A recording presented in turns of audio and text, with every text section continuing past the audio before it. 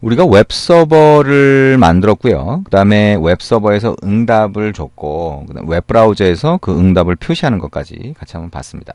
자, 근데 이제 우리가 텍스트, 그러니까 즉 H1 태그, 헤딩 태그를 이용하거나 또는 P 태그, 뭐 div 태그, 디비전 태그죠. 뭐 이런 것들을 이용해서 웹페이지의 내용을 보여주는 거를 하다 보면 이미지 같은 거는 어떻게 보내지? 이미지 같은 건 어떻게 보여주지? 뭐 이런 생각을 할 수가 있습니다. 자, 이미지라고 하는 거는 결국엔 이제 파일 형태로 생각할 수가 있죠. 그래서 여러분 이제 이 파일이 하나 있다, 이미지 파일이 하나 있다라고 생각을 하고 그 이미지를 응답으로 보내줄 수도 있어요. 자, 그럼 이미지 파일이 하나 있어야 되겠죠. 자, 우리가 뭐 아이콘을 무료로 받을 수 있는 데는 다양하게 있고요. 자, 우리 아이콘 파인더라고 하는 iconfinder.com이라고 하는 사이트 가서 하우스라고 입력을 하면 집 모양 아이콘들이 이렇게 쭉 있습니다. 그 중에 아무거나 하나 선택을 하고요. 자, 이 아이콘을 하나 저장을 한번 해볼게요. 자, 요 모양 아이콘이 있으면 오른쪽 마우스 버튼 눌러서 이미지를 다른 이름으로 저장, 이렇게 해서 한번 저장을 해봅니다. 자, 그러면 우리 자, 사용자 폴더 밑에 우리가 이쪽으로 저장할 수가 있겠죠? 자, 그래서 자, 브라켓 node.js의 node example이라고 하는 데다가 자, house.png라고 하는 파일로 한번 저장을 해봅니다. 자, 그러면 파일이 저장이 됐고요. 자, 여기 왼쪽에 브라켓에서 왼쪽에 가보면 자, house.png 파일이 있어야 되겠죠? 지금 안 보이나요? 네. 자, 파일이 정상적으로 저장되어 있는지를 한번 봐야 되겠네요. 자, 여기에 폴더 열기 가서 가보면 자, 이게 저장이 됐네요. 그죠? 자, 실제로는 여기에 저장된 형태가 되어 있습니다. 나중에 다시 한번 확인해 보시면 되겠죠? 자, 그러면 자, 저거를 어떻게 자, 저 이미지 파일이 house.png라고 하는 이미지 파일이 자, 웹브라우저에 보일 수 있게 할 거냐라고 하는 거를 우리가 한번 해보는 겁니다. 자, 그럼 새로운 파일을 하나 만들어 보죠. 자, ch05 밑줄 긋고 자, 테스트 이번엔 o.js 만들어 봅니다. 자, 그 다음에 테스트 2.js에서 만들었던 거 컨트롤 A, 컨트롤 C에서 복사한 다음에요. 컨트롤 V로 붙여넣기를 합니다. 자, 그러면 이게 기본적으로 웹서버 동작되는 코드가 되겠죠? 우리가 해봤던 거니까. 그러면 여기서 리퀘스트라고 하는 게 넘어와서 클라이언트 요청이 들어왔는데 우리가 write head, write 이런 걸 이용해서 보냈죠? 그러면 이거를 그냥 보내는 게 아니라 파일을 읽어서 보내자는 거예요. 그럼 일단 파일을 읽어야 되니까 리퀘스트라고 하는 거 안에서 자, 파일을 읽어봅니다. 파일을 읽을 때 어떻게 돼요? 우리 해봤죠. 그래서 자, 우리가 이 웹서버 만들기 전에 미리 연습을 해본 게 있어요. 뭐야? var fs라고 하는 변수를 만들고 require fs라고 해주면 fs라고 하는 파일 시스템 모듈이 자, 로딩이 됩니다. 그러면 fs라고 하는 거 안에는 read file이라고 하는 함수를 실행할 수 있다. 그죠? 함수가 들어있으니까. 자, 여기다가 파일명을 지정할 수 있겠죠? 자, 파일명을 변수에 넣어가지고 전달하고 싶다라고 하면, 자, 파일 네임이라고 해서, 자, house.png라고 하는 파일을 지정할 수가 있죠. 그 다음에 첫 번째 파라미터로 파일 네임을 지정을 하고요. 두 번째 파라미터로 함수를 지정을 합니다. 함수에는 자, 에러 객체와 데이터라고 해서 파일의 내용이 파라미터로 전달될 수가 있죠. 그러면 파일을 읽어드린 게 되는 거잖아요. 그럼 파일을 읽어드렸다라고 하면 그거를 클라이언트로 전송을 할 겁니다. 이 세 줄을 그대로 이쪽으로 옮겨 봅니다. 자, 그러면 이런 형태가 되겠죠. 자, 이런 형태가 됩니다. 그래서 write head라고 해서 우리가 이전에 했던 거는 HTML 내용으로 보내니까 헤더의 컨텐트 타입이라고 하는 이 헤더의 값을 이렇게 해서 전송을 했죠. 근데 이 컨텐트 타입이라고 하는 거를 이렇게 넣지 않고 자, 이렇게 넣을 수 있어요. 자, 이미지 슬래시 png. 자, 이 응답의 body에 해당하는 것, 즉 write를 이용해서 보내는 거는 이미지를 보낼 거다. 그러면 이게 문자열이 아니라 뭐가 들어가냐? 파일을 읽은 내용이 데이터에 들어가 있죠. 그래서 데이터를 넣어주면 자, 이미지 파일의 내용이 그대로 write로 전송이 되게 됩니다. 자, 컨트롤 S 눌러서 저장을 하고요. 한번 실행을 해볼까요? 자, 컨트롤 Shift N키를 클릭을 했고요. 그 다음에 브라우저를 한번 열어보죠. 브라우저를 열어서 자, 이거를 리프레시를 해보면 자, 이렇게 됩니다. 이미지가 화면에 보이는 거를 알 수가 있습니다.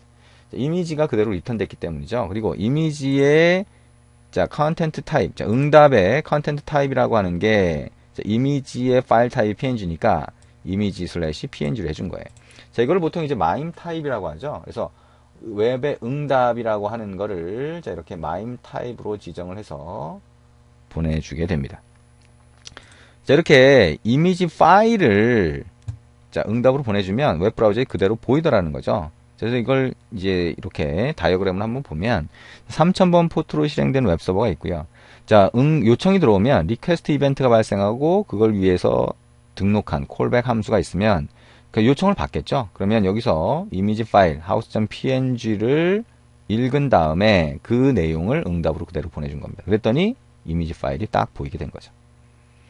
자, 요 내용을 여러분이 이해를 하시면 됩니다. 그래서 마임 타입이라고 하는 거는 이제 이미지라든가 아니면 압축 파일이라든가 이런 것들을 자, 형식이죠. 자, 어떤 형식으로 받아서 보여줄 것이냐라고 하는 걸 지정을 해 놓은 거죠. 그래서 자, 그런 형태로 된다라고 하는 거 생각을 하시면 됩니다.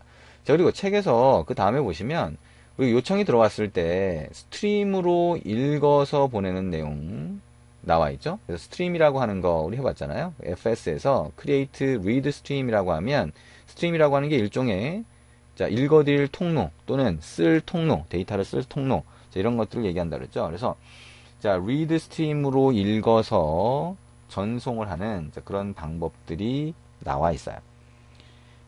자, 그렇게 나와 있고요. 우리가 FS라고 하는 파일 시스템 모듈에서 또 자주 쓰이는 것 중에 하나가 파일이 있느냐 없느냐 이런 것들 자, 많이 쓰고요. 그 다음에 파일의 크기가 얼마냐라고 하는 거 많이 쓰게 됩니다. 그래서 우리가 read stream으로 읽은 다음에 자, 그 파일의 크기만큼 데이터를 읽어드리고 쓰고 뭐 이런 내용들이 자, 코드에 들어가 있습니다.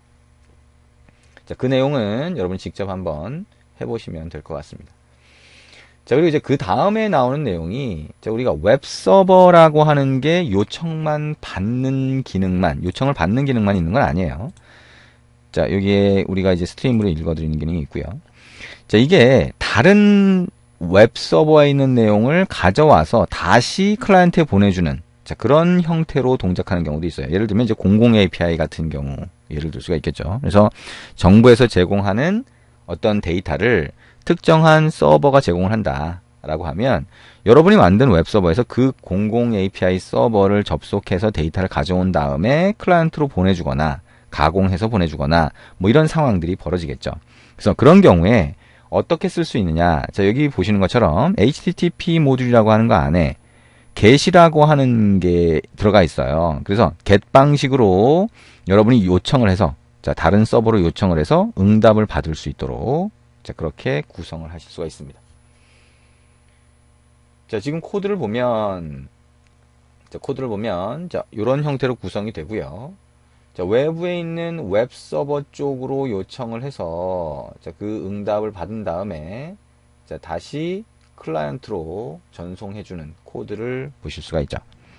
자, 이것도 여러분이 직접 한번 입력을 해보시면 됩니다. 그래서 자, 여기에 옵션이라고 하는 거에 외부 서버의 IP와 포트가 들어가 있죠. 그죠? 구글 서버를 여기서 얘기를 하고 있네요. 자, 그리고 자, 여기 옵션이라고 하는 걸 첫 번째 파라미터로 넘겨주고요. 두 번째 파라미터로 자, 이렇게 보면 자, 응답이라고 하는 거를 처리할 수 있는 방법이 제공이 됩니다.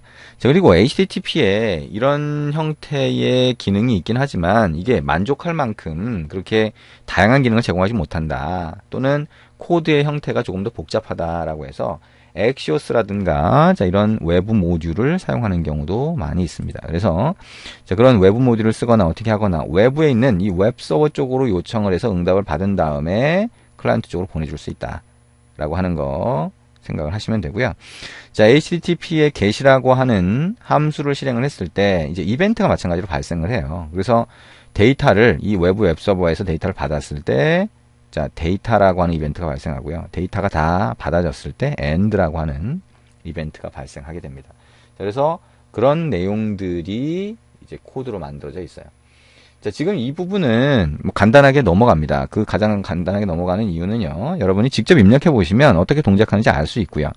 얘기한 것처럼 외부 웹서버의 데이터를 가져올 때는 지금 이 기본 모듈을 사용할 수도 있지만 엑시오스나 다른 외부 모듈을 사용할 때도 있기 때문에 나중에 필요할 때 보면 될 것 같아요. 그래서 간단하게 넘어가고요. 우리가 이제 지금까지 본 거는 HTTP라고 하는 모듈이 동작하는 방식을 보기 위해서 본 거예요. 그래서 이제 하나하나 여러분이 이제 코드를 한번 입력해 보시면 되고요. 책을 보면서. 자, 우리가 목적으로 하는 건 뭐냐? HTTP라고 하는 것만 가지고 쓰는 게 아니라 이제 익스프레스를 써서 웹서버를 만드는 데 목적이 있어요. 그래서 이제 다음 단락에서 익스프레스로 웹서버 만들기 이렇게 되어 있는데, 자, 그 부분에서 하나하나 꼼꼼하게 짚어볼 겁니다. 자, 익스프레스라고 하는 거는 웹서버를 좀 더 쉽게 만들 수 있도록 해준다. 그래서 내부적으로는 이제 HTTP라고 하는 걸 사용하긴 하는데요. 그래서 익스프레스라고 하는 걸 써서 어떻게 만드는지 이제 앞으로 우리가 해보도록 하겠습니다.